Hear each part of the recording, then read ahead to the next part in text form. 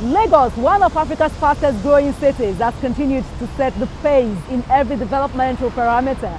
Many have attributed this to visionary leadership and how successive governments in the state have always pursued a development master plan to make Lagos #1 on the continent. This is Inside Lagos. I'm Adedoja Salam Adeni. You're welcome to the show.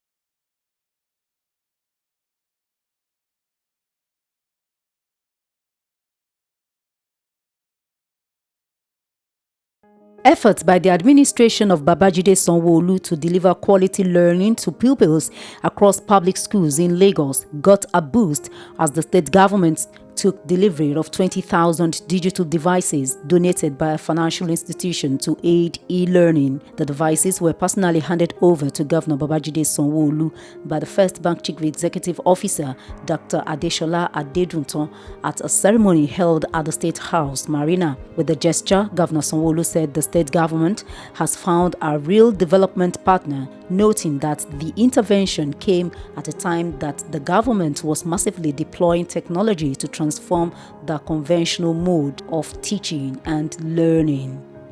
With schools still shut across the state due to COVID-19 pandemic, Governor Sanwo-Olu said the devices will be useful to keep school children busy and focused on their studies, while the government and stakeholders meet to agree on protocols for reopening of schools. He said the donation of the tools would engender a win-win situation in the state's education sector, as teachers, students, and education partners would benefit from the output of the tech tools.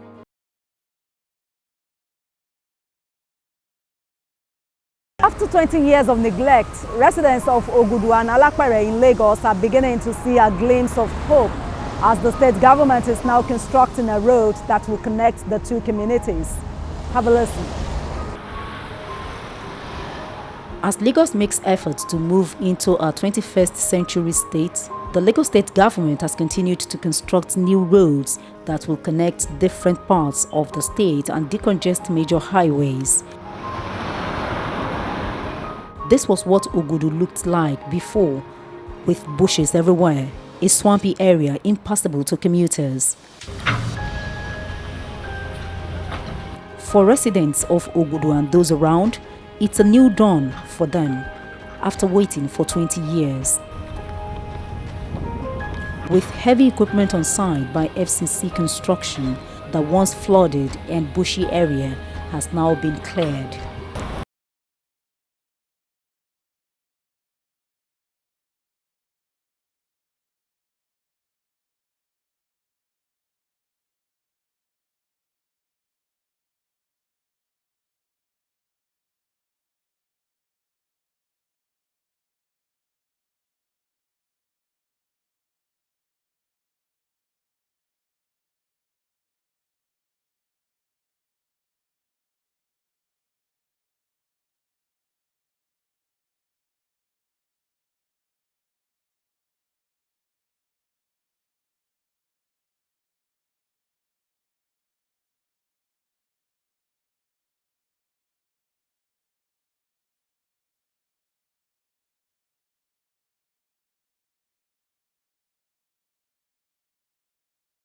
The road will link Ogudu to Alapere, Ojota and Lagos-Owo Road.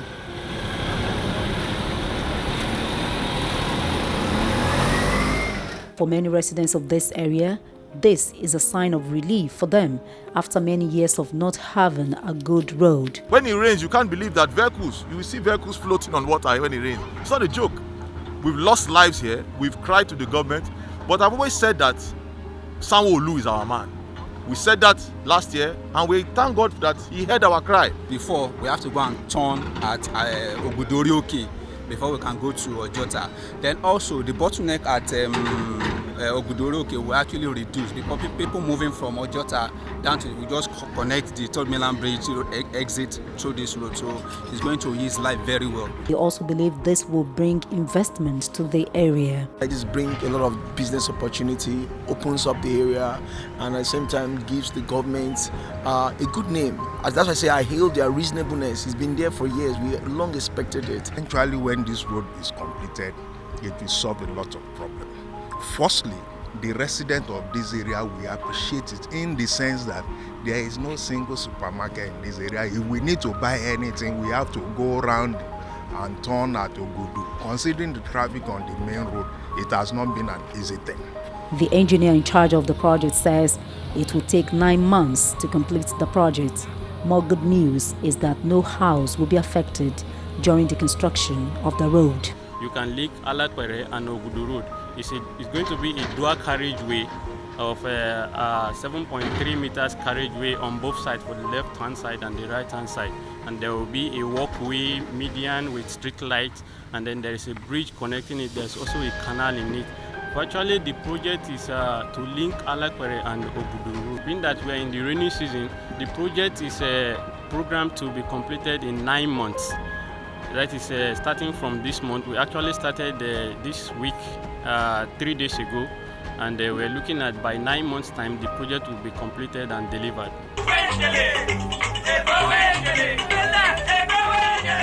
Some men in Lagos are speaking up against the rising cases of rape in Nigeria. They say the culture of silence among men has indicted the good of manhood, empowered rapists, and dehumanized the victims of gender-based violence for centuries. Their chants, a pledge to be responsible men that will no longer be silent. Zip up! It is unusual. But you know, that is because we don't understand that this is a problem that men are responsible for. It is a problem that affects women, but it is caused mostly by men. And so, the source of the problem must become the source of the solution, if not part of the solution. I'm excited about that men are coming out today to standing in this dastardly act, this menace that has affected our children, our girls, our boys, and we need to make statements about it. Silence is a position, and we're not doing that anymore. We're all of us as men in different cadres, you know, media, in health, in academics, are coming out all en masse to say we stand against rape. It must not be condoned, it must not be respected, there must not be silent. The justice system must always bring out those rapists, because rapists are beasts. I've seen women that have had alcohol VVF from rape, and they're living with that kind of thing the rest of their life, licking urine in their private part because of somebody raping them. It is a bad image, it's a bad thing to do, and as men today we stand against it. From Agidingbi in Ikeja to Alausa, the men in its first-of-a-kind protest marched with their placards, trapping the attention of commuters along the way. Among the campaigners are men from all walks of life, and even the law enforcement agencies.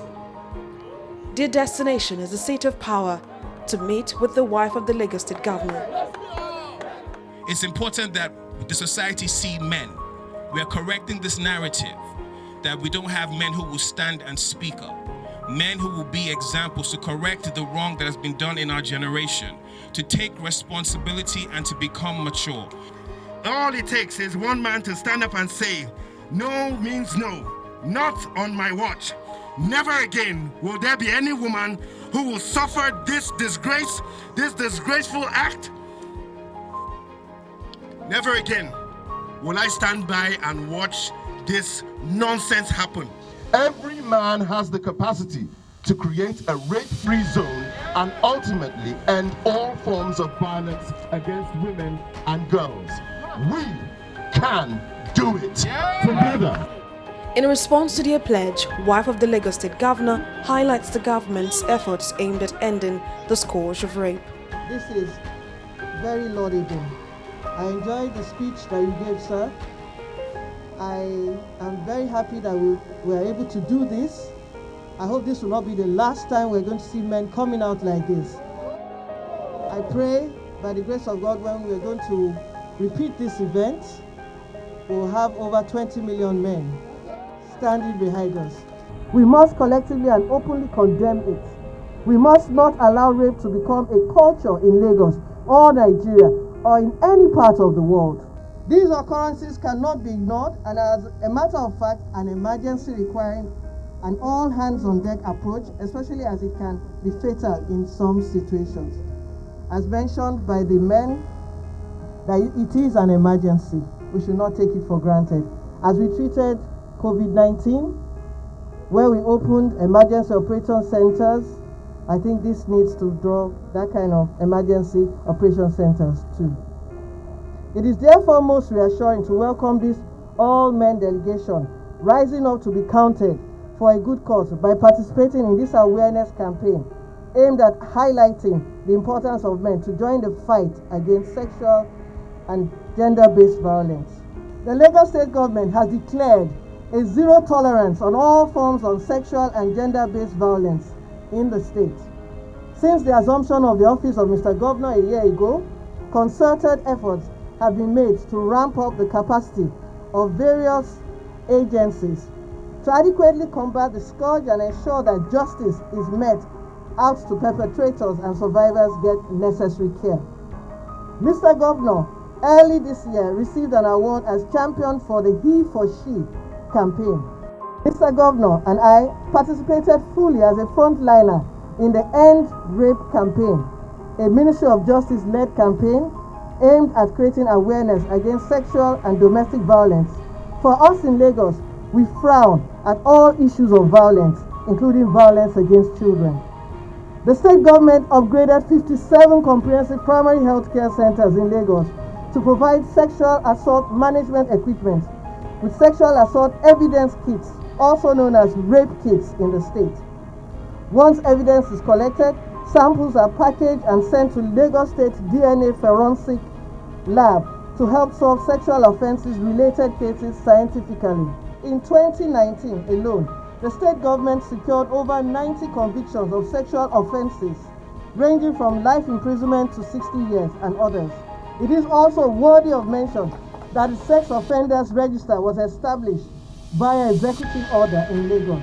Hence, as soon as it gets a legislative backing, which we will definitely, you can see the women behind me, definitely and ensure that it does get legislative backing. The list containing the names and personal details of sex culprits can now be published in central data. Not only will that be done, their pictures will be placed everywhere in every local government.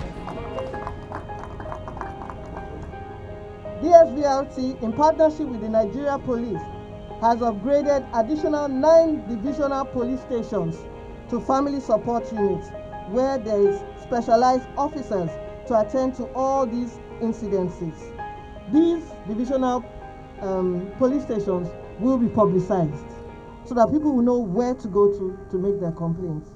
The response team is in partnership with the Nigerian Correctional Service to commence psychosocial support for sex convicts in preparation for situations when they have served their sentence. I therefore call on more civil society organizations to join the fight against sexual and gender-based violence, to lend more support to the government, as the government alone cannot fight this menace. We are appealing to the parents and guardians to do all in their power to show love to their wards or children and build confidence in them in order to avoid them being easy prey to the threats of the abuser. We plead with our community leaders to remember that it takes a community to build a village, and therefore be on the lookout to fish out such perpetrators while protecting the survivors. No one knows exactly how many persons are being raped or sexually assaulted on a daily basis, but experts say the true number of rape cases is likely to be much higher than what is being recorded. From Obiamaka's case in 2017 to Ochanya's case in 2018, now Owaila or Mozua, the men are asking the hard question: who is next, and why should this menace continue?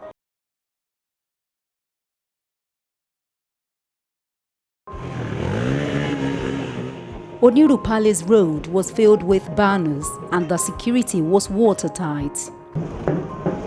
And the announcement of the new king in town.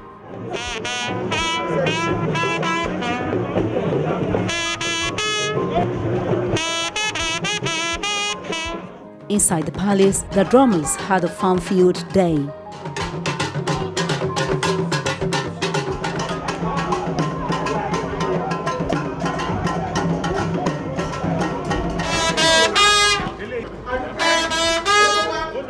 Then the arrival of Ijinla fraternity, a key component of the Lagos traditional occasion.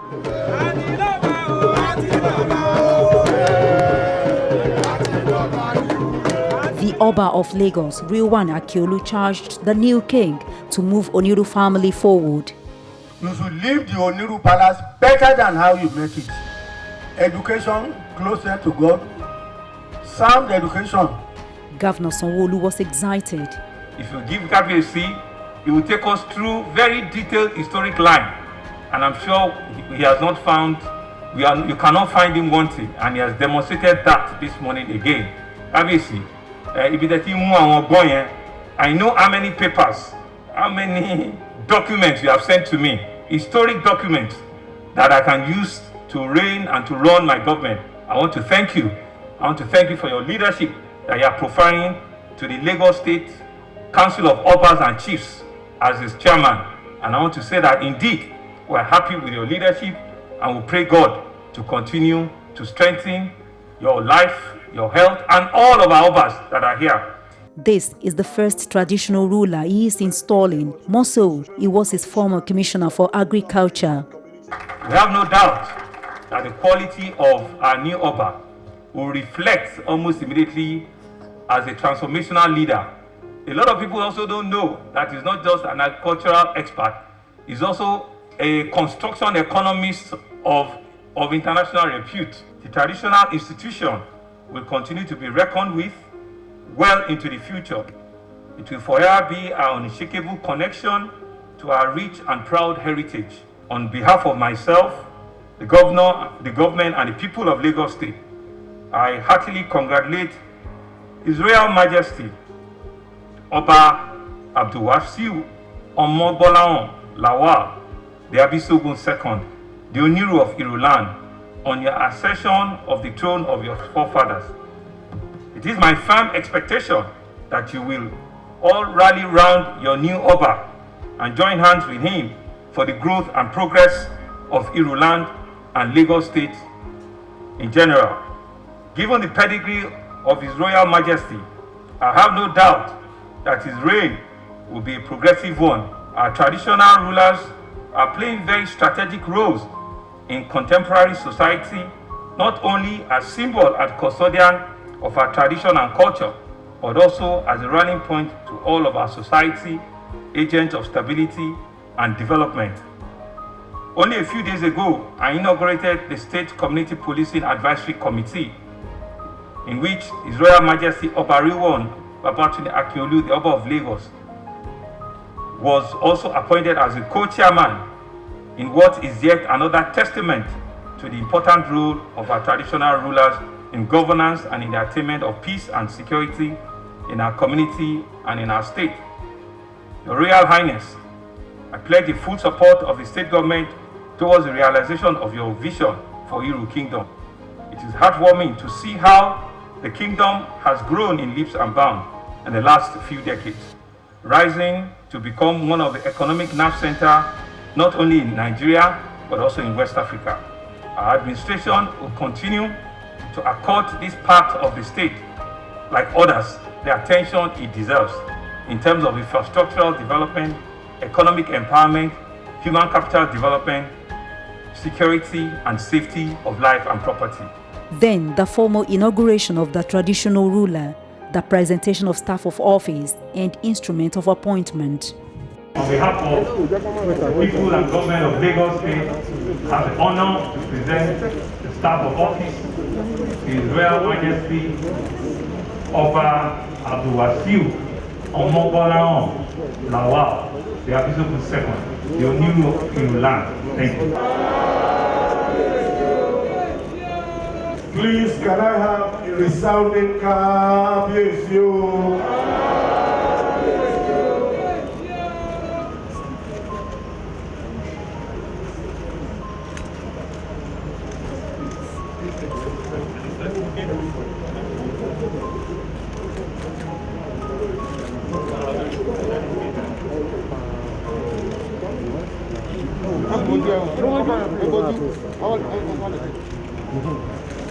The new traditional ruler also offered the olive branch to other aspirants to the throne.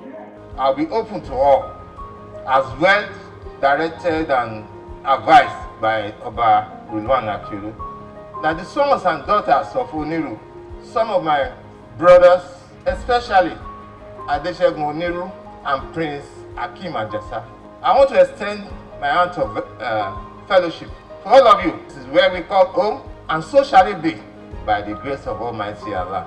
To maintain the physical distancing, K1 The Ultimate entertained the guests from Ijebu-Ode in Ogun State through virtual means.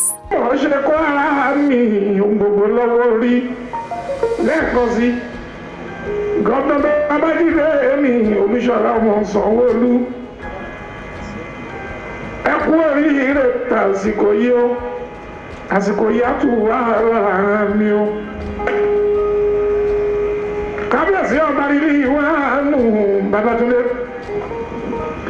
olówó ẹ̀kọ́ àgbà ló tó lọ nílé ayé ń bí ó ń dùn ó ń dá báyìí ọlọ́run má fi kí ìkọ̀sí ààrẹ mú Babátúndé Akíọlù ti ẹ̀ àtọ̀ mo gbára ti kábíyèsí Akíọlù mo kí bàbá ọba létí ọ̀sà kábíyèsí àjìrò òjùmú láṣẹ mo kí yín ẹ̀yin lají bọ́lọ́wọ́ ọba sọ̀rọ̀ ẹ kú àwọn ojúbà ọba tuntun mo kí kábíyèsí ọba Adémọ́lá Elégùṣì ọba olówó Ìkàtẹ́ a kú oríire ìgbà ìyàtú wà lára mi o kábíyèsí ọba ṣọ́tọ́bí ní Ìkòdù mo kí yín olówó gbogbo baládéládé tó ń bẹ ní káàlẹ̀ mọ̀ kí yín má fọrí omi ẹkú ẹ̀dúró tì kábíyèsí wá sí bọ́ọ̀lù àrùn ọjọ́ àṣà rẹ̀ mọ́ ẹgbẹ́ mi fàáfà mi oyè yín ká mi ẹ máa kú oríire ẹ sì kú ẹ̀dúró tì mo máa kọ́kọ́ yìí kí wọn náà kábíyèsí. Ó ti pẹ́ lórí ọ̀la àwọn àgbo àtọ́ àjẹpọ́ ẹ máa kó àwọn ojú bá ọba tuntun. Ìgbà yìí ti dára ọdún gbọ́lúwa ti fẹ́. Ìgbà yìí ti dára ọdún gbọ́lúwa ti fẹ́. Mo kéré lórí ẹlẹ́dọ̀ sùn. Ìyá bàbá lọ́bí náà máa sẹ́sí.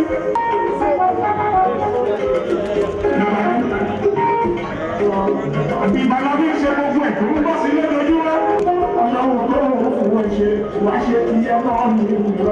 Oba Abdulwasiu Omogbolawan Lawal succeeds the late Oba Idowu Abiodun, the former Oniru of Iruland, who passed on in September 2019 at the age of 82.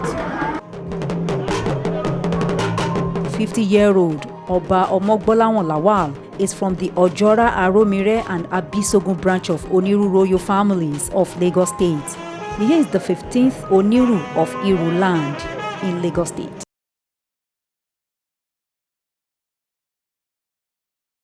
Yes, long live the king, Oba Abdulwasiu Omogbolawan Lawal. Well, that Oniru story does it onto this edition of Inside Lagos. But remember that no certified drug for COVID-19 yet. Let us all take responsibility by avoiding large gatherings to reduce the risk of becoming infected. I'm Adedoja Salamadini. See you next time. Bye-bye.